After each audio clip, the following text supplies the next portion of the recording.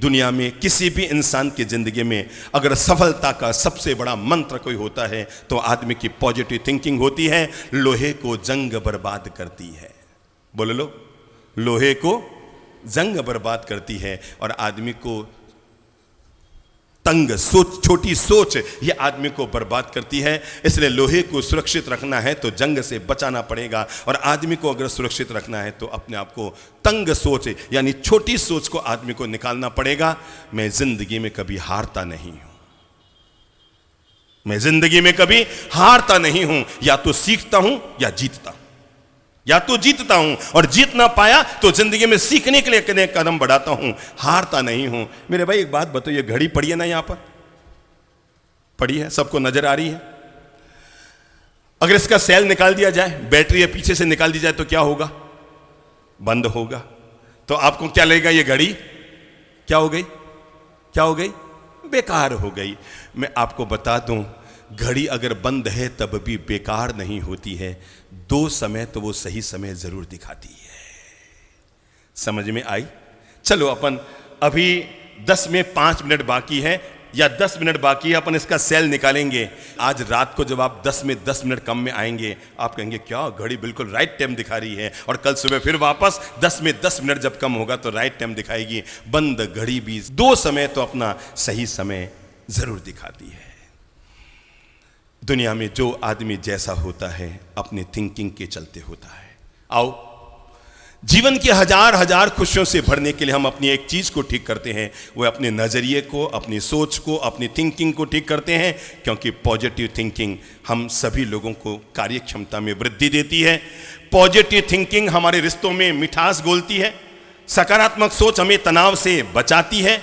सकारात्मक सोच हमारे जीवन में प्रेम, शांति और प्रसन्नता का संचार करती है। जब आदमी पॉजिटिव थिंकिंग में होता है तो तय मानकर चलो, आदमी बड़ी सोच का जब मालिक होता है तो जिंदगी को बहुत मिठास से जी सकता है। और नेगेटिव थिंकिंग, सोचो, गुस्सा नेगेटिविटी है, ईर्ष्या नेगेटिविटी है, चिंता नकारात्मकता है, संदेह नकारात्मकता है, जीवन में एक दूसरे के प्रति तनातनी, तनाव, चिंता नकारात्मकता है। जब जब हम पॉजिटिव होते हैं तो हम खुशियों से भरे हुए रहते हैं, और जब जब हम नेगेटिव बन जाते हैं तब तब हमारी जिंदगी में दुख और दुविधाएं आनी शुरू हो जाती है। 4 जगह पर हम लागू करेंगे अपने जीवन की पॉजिटिविटी, ठीक है ना? आज हम कुल मिलाकर 4 जगह पर अपने जीवन की पॉजिटिविटी को लागू करते हैं। और जीवन की पॉजिटिविटी को लागू करने के लिए पहला चरण, याद करो जब हम बचपन में स्कूल में रहते थे, सामने एक ब्लैक बोर्ड रहता था। याद करो, क्या रहता था? ब्लैक बोर्ड रहता था। चलो, हम एक क्लास में बैठे हैं, हमारे सामने एक ब्लैक बोर्ड रखा गया है और उस ब्लैक बोर्ड पर एक लकीर खींच दी गई है। हमें कहा गया है आपको इस लकीर को छोटा करना है। क्या कहा गया है? आपको इस लकीर को छोटा करना है। तय है कि हर आदमी एक ही काम करेगा, डस्टर उठाएगा, और जैसे ही डस्टर उठाएंगे हम लकीर को मिटाकर उसको छोटा करना शुरू कर देंगे। इंसान जब जब भी लकीर को छोटा करने के लिए डस्टर को उठाता है तब तक वो लकीर तो छोटा कर लेता है पर अपना कल्याण नहीं कर पाता है। मैं जीवन का नया मंत्र आपको दे रहा हूं, जीवन का एक नया मंत्र आपको दे रहा हूं, और वो नया मंत्र है, लकीर को छोटा करने के लिए डस्टर मत उठाइए। बात तो गले नहीं उतरेगी पर प्रयोग करके देख लीजिएगा। लकीर को छोटा करने के लिए डस्टर उठाने के बजाय अगर आप उठा सकते हैं तो चौक उठाइए। चलो समझ लो क्या है आपके हाथ में? ब्लैक बोर्ड, ठीक है? मैंने इस पे लकीर खींची है और इसको छोटा करने के लिए आपको क्या करना पड़ेगा? डस्टर उठाना पड़ेगा। मेरे भाई, जब जब इंसान डस्टर उठाता है तब तब अपना भी नुकसान करता है और दूसरे का भी नुकसान करता है। आज हम पॉजिटिव थिंकिंग का नया सिद्धांत लागू करते हैं और वो है, लकीर को छोटा करने के लिए डस्टर मत उठाइए, लकीर को छोटा करने के लिए चौक उठाइए। चलो शुरू करते हैं। यहां पर एक 3 इंच की लकीर है। किताब है तो 3 इंच की लकीर और ब्लैक बोर्ड है तो 3 फुट की लकीर, और चौक से इसको छोटा करना है, चमत्कार हो जाएगा।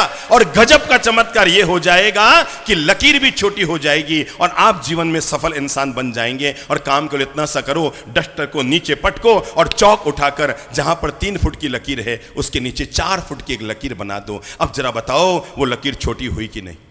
हुई कि नहीं? हुई कि नहीं? हमने किसी को छोटा नहीं किया। जब हमने अपने आप को आगे बढ़ाया तो सामने वाला अपने आप पीछे छोटा हो गया। मेरे भाई, जिंदगी में किसी को भी दौड़ में हराने के 2 तरीके होते हैं, या तो तोड़कर हराइए या दौड़कर हराइए। सोचिए, या तो मुंह से बोलो, या तो बोलो मुंह से, या तो तोड़कर हराइए या दौड़कर हराइए। जब आप तोड़कर हराते हैं तो आप जीवन की बाजी हार जाते हैं, और जब आप जोड़कर हराते हैं तो जीवन की बाजी जीत जाते हैं। चलो मैं किन्हीं 2 महानुभावों को खड़ा करूं। कौन खड़ा होना चाहेंगे? चलिए आगे से 2 लोग खड़े हो जाओ ना, आप खड़े हो जाओ, कालूलाल जी आप भी खड़े हो जाओ, हंसराज जी खड़े हो जाओ। चलो एक प्रयोग करते हैं। आपको एक काम सौंप रहा हूं, और काम ये सौंप रहा हूं कि आपको हंसराज जी को दबाना है। थोड़ा अभी इनका नाम वाम चलने लग गया है। चलो मंच पर आओ दोनों, घबराओ मत, डर गया सो मर गया। हाँ चलिए एक काम कीजिए, आप हंसराज जी को दबाइए। हाँ दबाओ, देख, और नीचे पूरा पूरा दबाओ, पूरा दबाओ। अब देखिए, अब दोनों को देखिए, ये दब रहे हैं तो वो सीधे खड़े हैं कि वो भी दबे हुए हैं? सीधी सादी बात मानकर चलो। अब एक काम करो, इनको वापस ऊपर उठाओ। जब हम किसी को दबाते हैं तो हमें भी झुकना पड़ता है, जब हम गिरे को उठाते हैं तो हम भी ऊपर उठते हैं। यह जीवन का सिद्धांत है। इसलिए जीवन में किसी को गिराने की कोशिश मत करना, क्योंकि जब भी हम किसी को गिराते हैं तो ऊपर वाला हमें साथ में गिराता है। पर जब भी हम किसी गिरे हुए को उठाते हैं, उठाओ तो एक दूसरे को उठाओ तो क्या होगा? जब हम उठाएंगे तो क्या होगा? भगवान हमें भी, ये पॉजिटिविटी का सिद्धांत है, ये सकारात्मक सोच का सिद्धांत है। अगर आप में से कई लोग जोधपुर के संबोधि धाम गए हो तो वहां पर याद कीजिए, संबोधि धाम में आपने 4 बंदर देखे होंगे। कितने बंदर? किस किस ने देखे हैं संबोधि धाम के 4 बंदर? याद है? पहला बंदर तो वही है, बुरा मत बोलो। दूसरा बंदर भी वही है जो अब तक देखते आए, बुरा मत देखो। तीसरा बंदर भी वही है जो अब तक हम 70 साल से देखते आए कि बुरा मत सुनो। पर चौथा बंदर जीवन का चमत्कार करता है, और चंद्र प्रभु जी महाराज ने मानवता को नई खोज दी कि जब तक ये चौथा बंदर इंसान के साथ नहीं जुड़ेगा तब तक तीनों बंदर अपना पूर्ण परिणाम नहीं दे पाएंगे। और चौथा बंदर अगर आपको याद हो, कौन बताएगा? चौथा, हाँ बोलो बोलो, गोपाल जी बोलो बोलो, चौथा बंदर क्या है? उसकी अंगुली यहां है। करो तो एक बार सभी, यहां लाओ तो अंगुली। कहां? खुद की अंगुली। क्या है? बोलो बोलो बोलो, बुरा मत, जोर से बोलो, बुरा मत। अच्छा बोलो, अच्छा देखो, अच्छा सुनो, एंड चौथा अच्छा सोचो। जब हम अच्छा सोचते हैं तो जीवन की सारी गतिविधियां पॉजिटिव होनी, सकारात्मक होनी शुरू हो जाती है। और जब हम नेगेटिव सोचेंगे तो, मैं आपको एक सच्ची घटना बता रहा हूं। हमारा चातुर्मास इंदौर में था, इंदौर के दशहरा मैदान में। तो जो चातुर्मास के लाभार्थी परिवार थे उनमें एक सिंघवी परिवार भी था। उनका नियम था, हर सोमवार वो दादाबाड़ी दर्शन करने के लिए जाया करते थे। जैसे यहां पर दादाबाड़ी है ना, वासुपूज्य भगवान मंदिर में जिनदत्त सूरी दादाबाड़ी, ऐसे ही इंदौर में भी कुशल गुरुदेव की दादाबाड़ी है रामबाग में। तो उनका नियम था, वो हर सोमवार वहां दर्शन करने जरूर जाते थे। रात को दुकान से आए, अपनी ऑफिस शोरूम से आए, और आते ही अपनी पत्नी से कहा, चलो चलो चलो, कहां चलना है? बोलो, मुंह से बोलो, दादाबाड़ी चलना है, सोमवार है ना।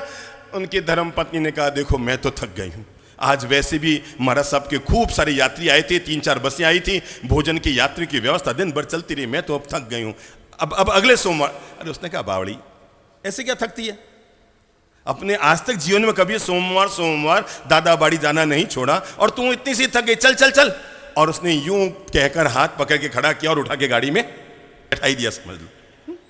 अब वो चल चल चल चल और गाड़ी चलानी शुरू कर दी। दादाबाड़ी में दर्शन करके आए, और दर्शन करके जैसे ही बाहर आए, एक नए तरह का चमत्कार हो गया, और वह उनके जूते गायब हो गए। क्या हो गया? आजकल कई बार मंदिरों में यह चमत्कार हो जाता है, प्रवचन स्थलों पे यह चमत्कार हो जाता है, जूते गायब हो गए। बिल्कुल नए जूते थे, 3 दिन पहले ही उन्होंने 1600 रुपये में खरीदे थे जूते, और जूते गायब हो गए। बाहर आए, इधर देखा उधर देखा, यहां देखा वहां देखा, जूते कहां गए, जूते कहां गए? जूते तो मिले ही नहीं। हो तो मिले ना, जूते तो गायब हो गए। आप सोच सकते हैं उनकी पत्नी ने उनको क्या कहा होगा? बाहर की बहनें बोलो तो, उनकी पत्नी ने आप अगर होती तो आप क्या कहती उनको, अपने पति को? हाँ बोलो बोलो, जोर से बोलो। मैंने पहले ही कहा था है? मत चलो। देखा 1600 के जूते गायब हो गए। मैंने पहले ही कहा था मत चलो, अगर अपन नहीं आते तो जूते नहीं खोते। और हकीकत में उनकी पत्नी ने भी उनको यही कहा, अरे अपन नहीं आते ना तो अपने जूते नहीं खोते, आपके जूते, आपके चक्कर में जूते और चले गए। पति ने मुस्कुराते हुए अपने पत्नी के, क्या कहते हैं इसको, पीठ पर हाथ रखते हुए कहा, अरे बावड़ी, तू ललित प्रभ चंद्र प्रभ जी महाराज साहब के रोज प्रवचन सुनती है, बी पॉजिटिव। बोलो तो, बी पॉजिटिव। एक और बोला तो, अरे जिनको इंग्लिश नहीं आते तो भी टूटी फूटी बोल लो, बी पॉजिटिव। और बी पॉजिटिव मतलब ये ले ले, तू तो ये सोच, अगर आज अपन नहीं आते तो एक जरूरतमंद आदमी को जूते कहां से मिलते हैं। जिंदगी का बस यही राज तय हमें करना होता है। हम नेगेटिव होते हुए वातावरण में भी अपने अंतर मन को कितना सुरक्षित रख करके और बी पॉजिटिव अपने आप को बना लेते हैं। और जो व्यक्ति नेगेटिव वातावरण में भी अपने आप को बी पॉजिटिव बनाने में सफल हो जाता है, वो जीवन की बाजी जीत लेता है।